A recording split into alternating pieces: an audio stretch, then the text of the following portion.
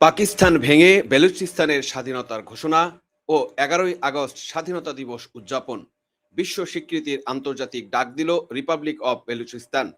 3 শহরের বাইরে সাংবাদিকদের উপর নিষেধাজ্ঞা জারি করে ব্যর্থ চেষ্টা ইসলামাবাদের। 1971 সালের মতো ঘুরে দাঁড়িয়ে কিভাবে চিরতরে পতন ঘটছে আবার সেই পাকিস্তানের, তাই আমরা আজকে দেখব। দক্ষিণ এশিয়ার কৃত্রিম ভূ রাজনীতি এবং পাকিস্তানের অখণ্ডতার ভুয়া মুখোশ চিরতরে খুলে ফেলার মতো এক ঐতিহাসিক মহাবিস্ফোরণের মুখোমুখি আজ পুরো বিশ্ব। পাকিস্তান নামে রাষ্ট্রটি যে কতটা ভঙ্গুর, কতটা অন্যায় আর রক্তের উপর দাঁড়িয়ে আছে তার চরম ও চূড়ান্ত প্রমাণ পাওয়া গেল আজকের এই চাঞ্চল্যকর খবরটিতে।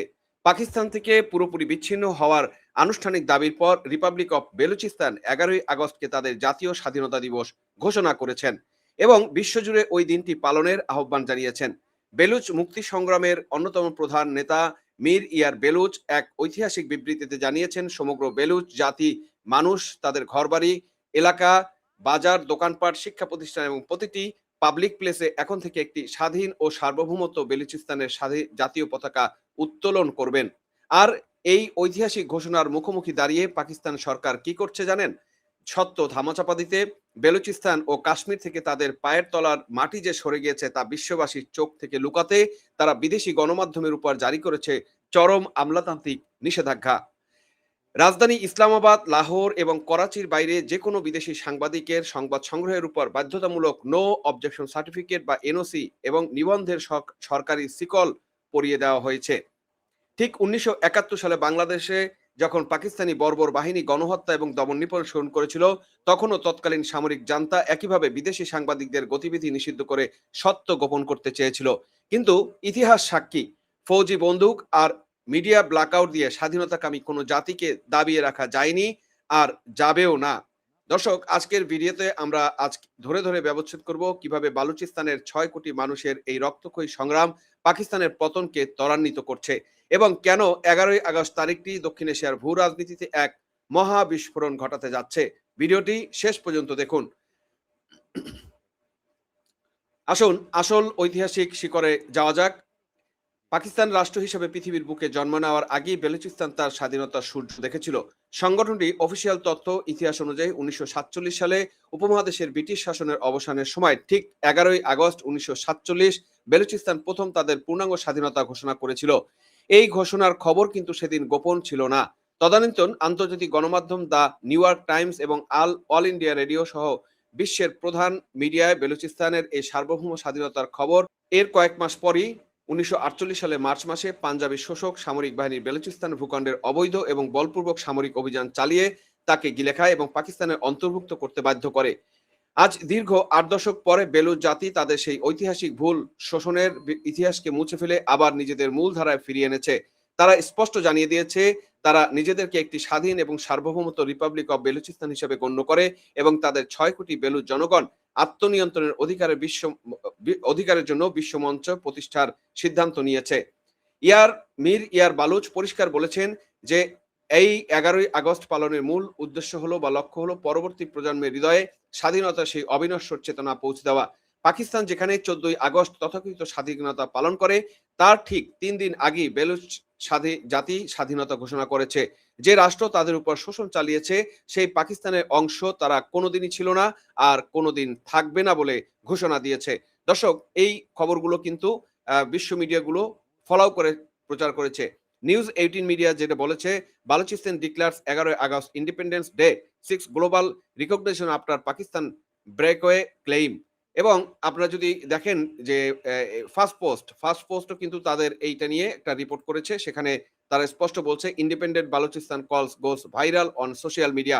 এবং এভাবে কিন্তু তারা নিউজটাকে তুলে নেওয়ার চেষ্টা করেছে এবং মিরিয়ার বালুচের যে স্ট্যাটাস সেটাও কিন্তু এখানে বলেছে, the republic of Balochistan announce world wide celebration of 11 August 11 as the independent day of Balochistan with national unity.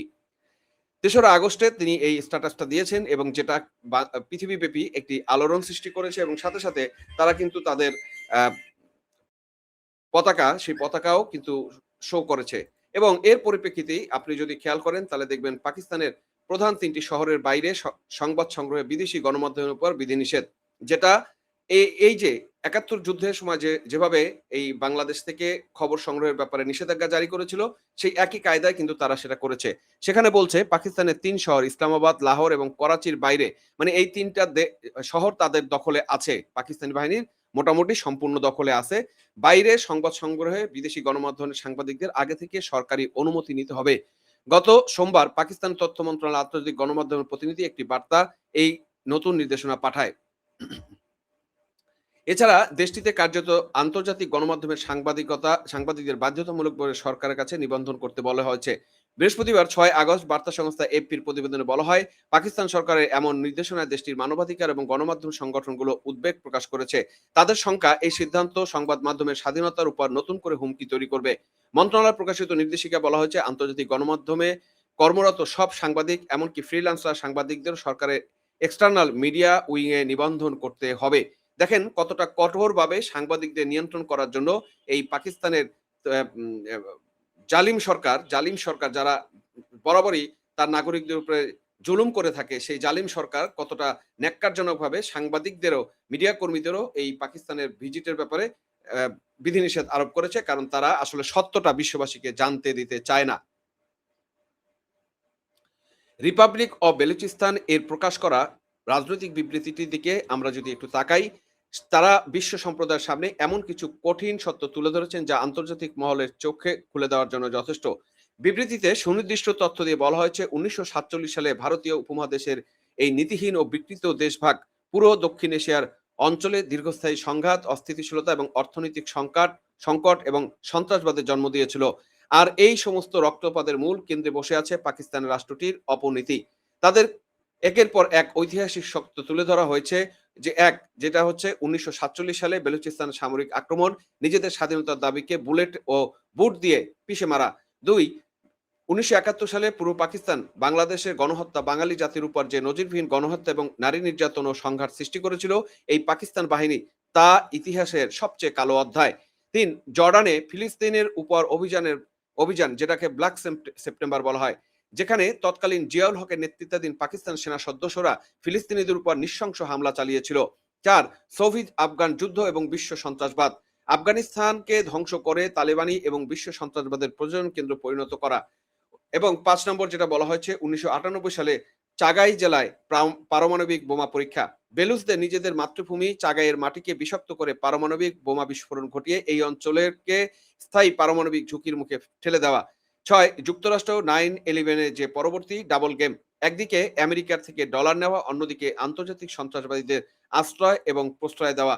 এগুলোই ছিল, আমরা যদি ঐতিহাসিকভাবে তুলে ধরি, যে এই পাকিস্তান রাষ্ট্রের যে অপরাজনীতি, তাই কিন্তু প্রমাণ করে।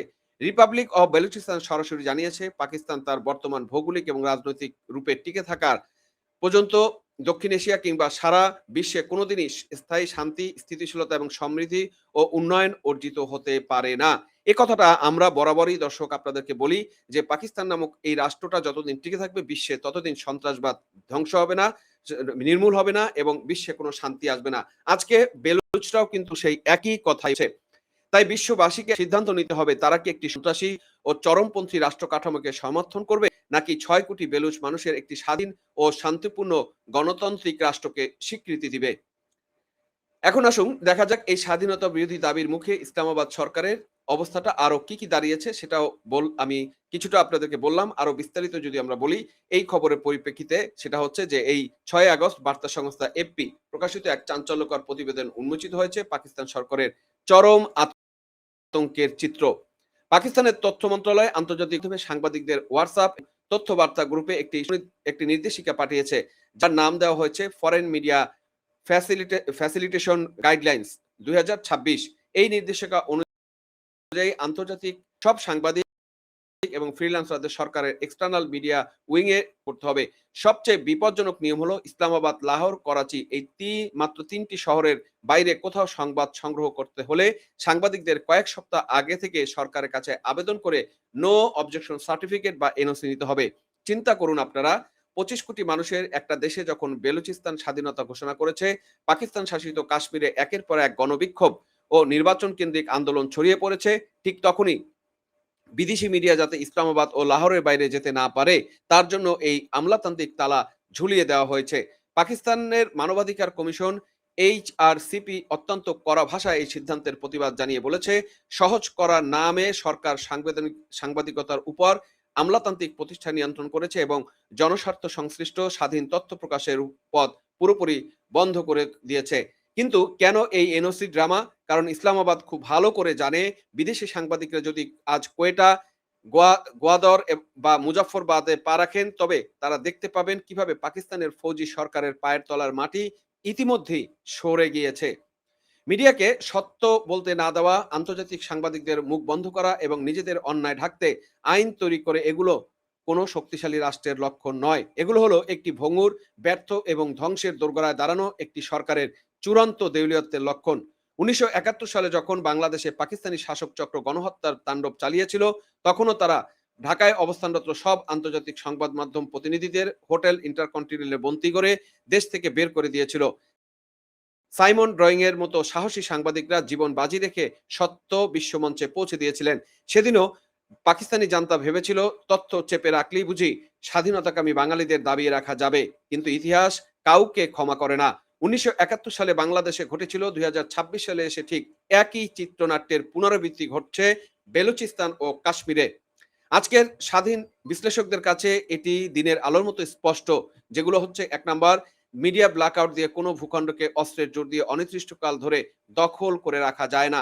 2, 6 কোটি বেলুচ জনগণের সম্মিলিত স্বাধীনতার যে রক্তক্ষয়ী সংগ্রাম ও ঐক্য গড়ে উঠেছে, তাকে কয়েকটা আমলাতান্ত্রিক এনওসি বা ফৌজি বুট দিয়ে ঠেকানো অসম্ভব।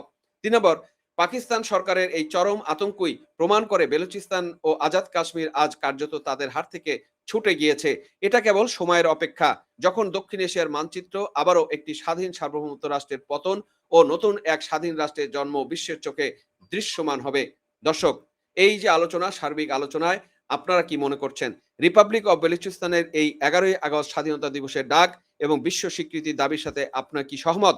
পাকিস্তান সরকার যেভাবে বিদেশি সাংবাদিকদের চোখ বেঁধে রাখতে চাইছে, তা কি তাদের পতনকে আরো ত্বরান্বিত করবে না? কমেন্ট সেকশনে আপনাদের মতামতগুলো আমাদেরকে জানাবেন। সত্য প্রকাশের এই প্রতিবাদী কণ্ঠের সাথে শামিল হতে ভিডিওটি বেশি বেশি করে শেয়ার করুন। বিদায় নিচ্ছি, তবে বিদায়ের আগে বরাবরের মতো যে বার্তা আমি আপনাদেরকে দিতে চাই, দিয়ে থাকি, সেই বার্তাটা আবারও দিচ্ছি।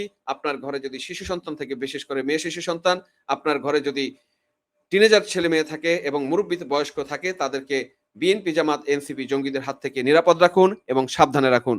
ধন্যবাদ সবাইকে।